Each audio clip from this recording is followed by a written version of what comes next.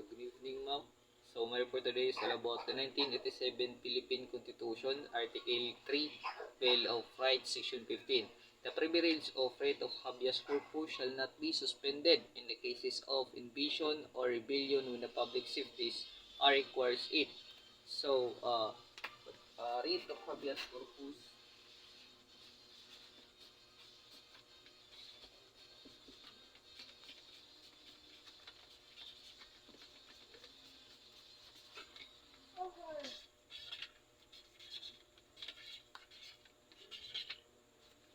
It is a written document issuing by the court to order the private individuals or government to present the body of prisoner or detainee to to determine whether if it is arrest is or imprisonment is illegal or legal. So, by the way, what is the writ? Writ, it is a document or utos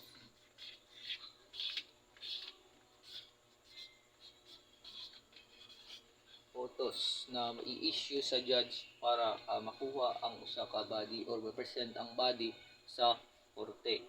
And then ang habeas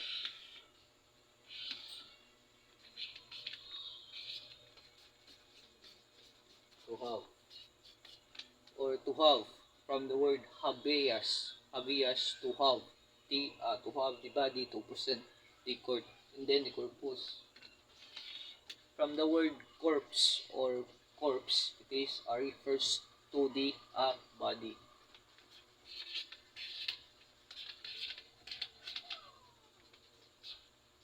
To the body. So it is a Latin word in it is a Latin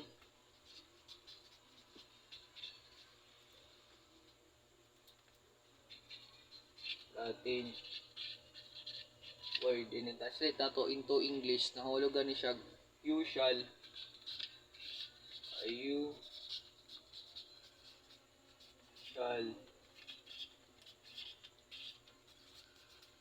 produce the body or order to produce the body or to produce the body before the court. Dagan kay siya translation or bagdagan kay siya baga kanang other words sa English, produce the body, order to produce the body. So mag-produce ko isa ka example or scenario aning writ of habeas corpus, ma'am. So example, karon akong mga personalidad na ibutang kay si Juan, then si Pedro. So kani si Juan ug si Pedro, barkada na sila, ma'am. Isip na sila usa ka barkada. And then ang isa ka personalidad nato kay ang police or person have the authority to arrest the individual. So karon nalaan ni mamang pulis na kani si Pedro usa daw ka terorista, then usa daw siya ka terorista. So without a legal grounds or tama nga mga isaktong ebidensya, iyahang gi-riso karon si Pedro, iyahang gi-detain. So isip usa ka barkada mo problema gid si Juan kung asa na iyang barkada na si Pedro. So naay tulo ka korte na pwede masakaan ni Juan sa writ of habeas corpus or pwede niya ma-order. So ang korte nga pwede niya ma-orderan natay tulo.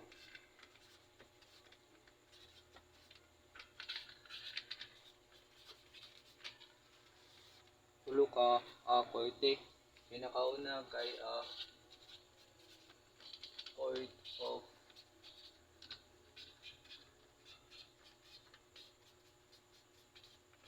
Appeals. So pwede siya mag-order sa Court of Appeals. So the second one is the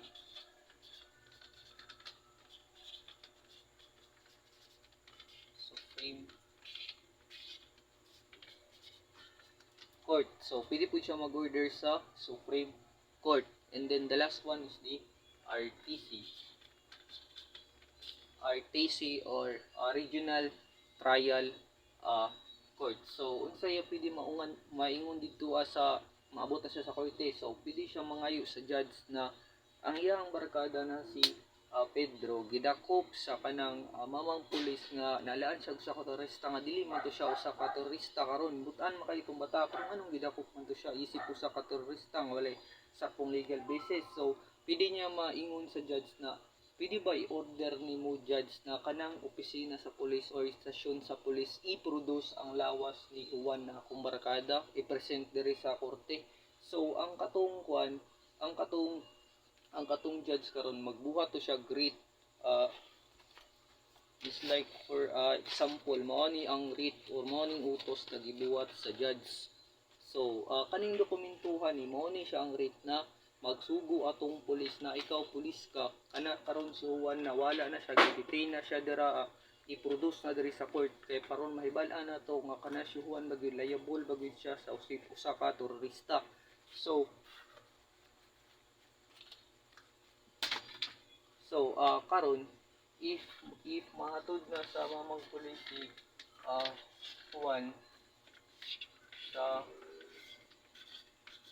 korte, if mahatod na siya dito sa korte ma-present na siya if ang mamang pulis o patunayan si Juan na dili siya usa ka terorista pwede siya ma-held sa arbitrary detention. So article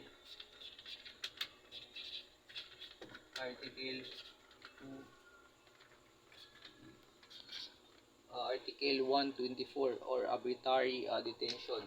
So arbitrary detention shall commit by public officers or employee who without legal grounds detain a person shall suffer first the prison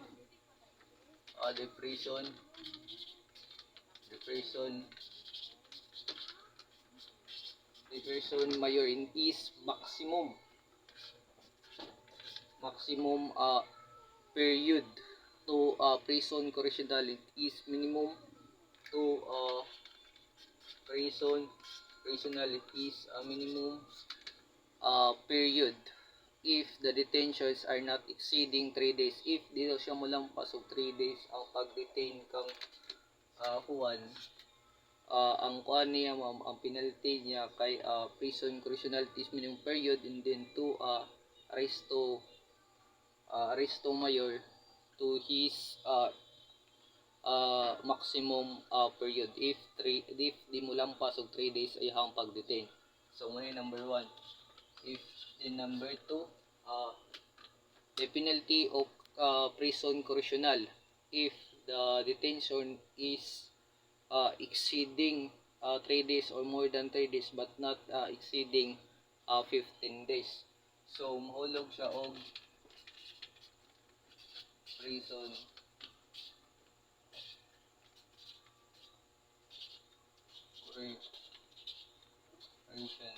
correctional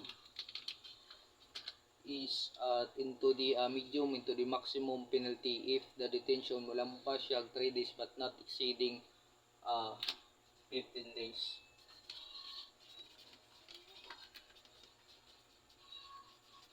And then 3 days. So muna number 2. And then ang number 3 kay ang number 3 naman kay prison mayor. So prison mayor if the detention exceeding 15 days but not more than 6 months. So 15 days ang pag-detain sa iya mahulog siya og prison mayor. So 15 days siya. So number 4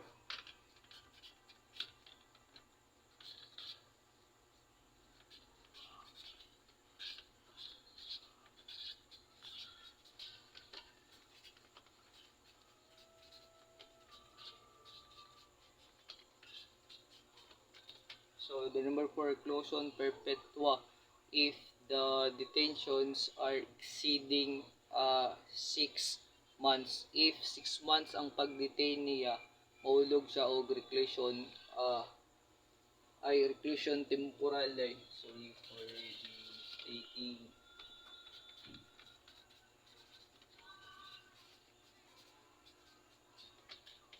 Reclusion temporal. Iyahang penalty if mo-exceed siya og 6 months. 6 months iyahang pag-detain, hulog siya og reclusion temporal. So kato siya more than 1 week or 1 week na gipangita si Pedro, so mahulog siya og prison correctional. So if mapatunayan nga gikulong niya si Pedro 5 days. So ana.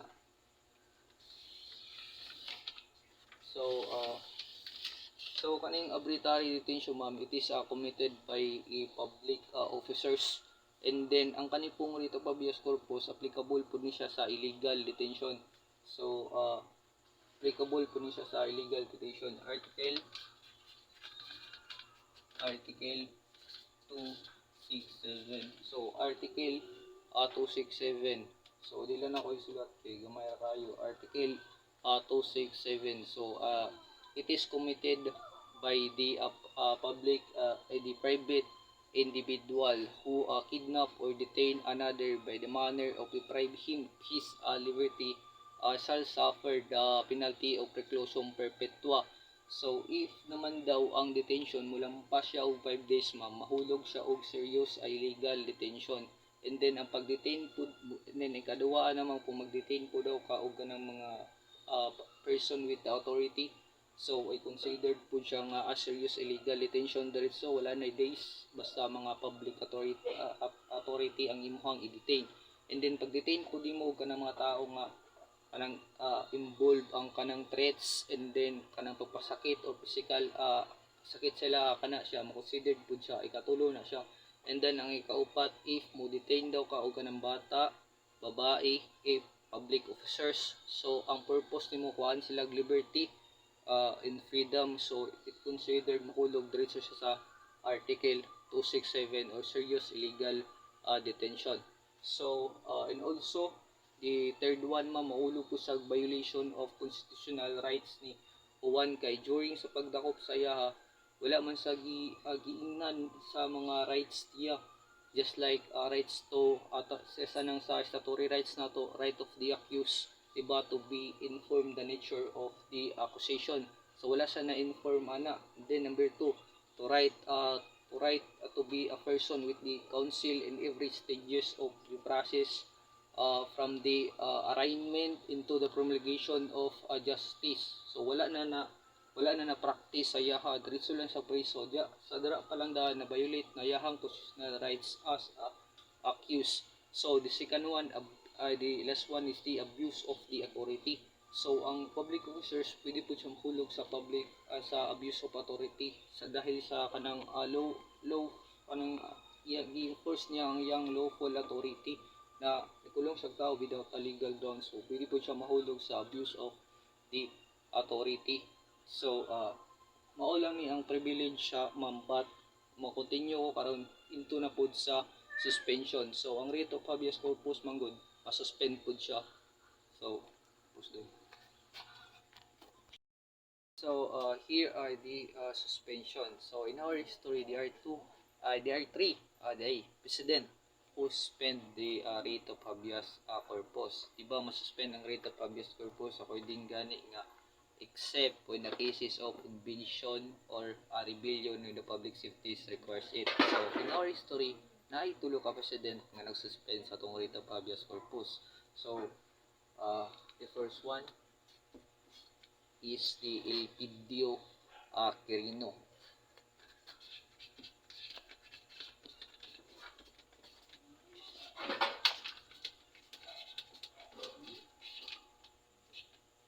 Due to unlawful elements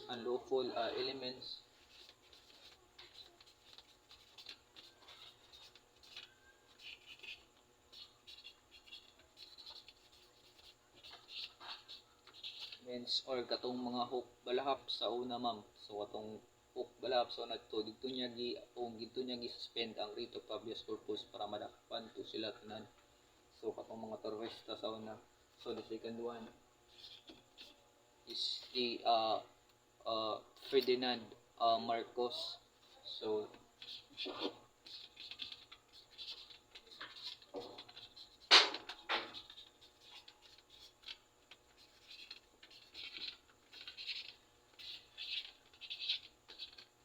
Ferdinand Marcos due to tong Plaza Miranda bombing.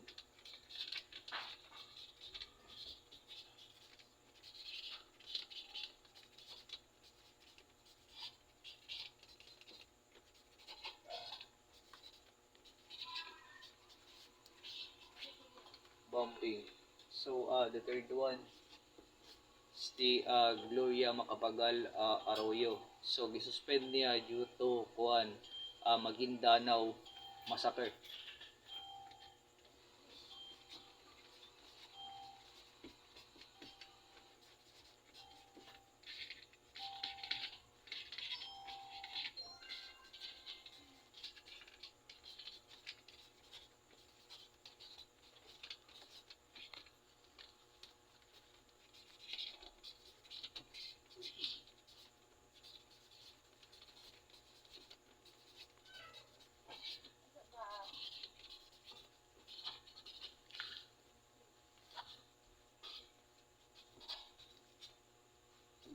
So due to Maguindanao massacre. So mo ning tulungan nag-suspend sa atong Rito Pabias Corpus LPGR Quirino. Siya nag-suspend siya pinakauna nag-suspend due to sa mga sungingon katong mga local hook barahap na mga terorista nga local violence sa panahon niya. Dito niya gi-suspend ang Rito Pabias Corpus. And then si Ferdinand Marcos Plaza Miranda bombing. So katong pagbomba sa Plaza Miranda sa una nga daghan kay namatay. So daghan pa kayo mga sugatan ma'am. Mo dito niya gi-suspend ang Rito Habeas Corpus para malakpan tong mga tao nga involved atong crimes. So the third one siguro Macapagal Arroyo. Kabalo man guro ta na Maguindanao massacre suspend niya due to Maguindanao massacre. Daghan man namatay pala tong Maguindanao massacre nga mang rape, pang patay, and then gilubong sila tanan. Pili lang mga sakyanan. So suspend pud ang katong mga rate of habeas corpus sa atong time. So kaning desisyon nila ni ma'am. So ang rate of habeas corpus mo tagal lang siya within 60 days lang ay iyang duration sa suspended sa rate of habeas corpus. 60 days.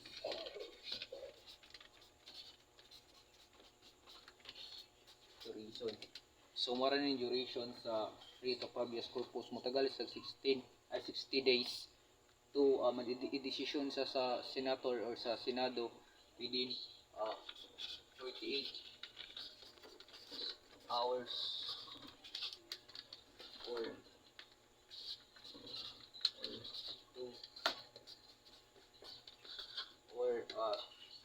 2 days.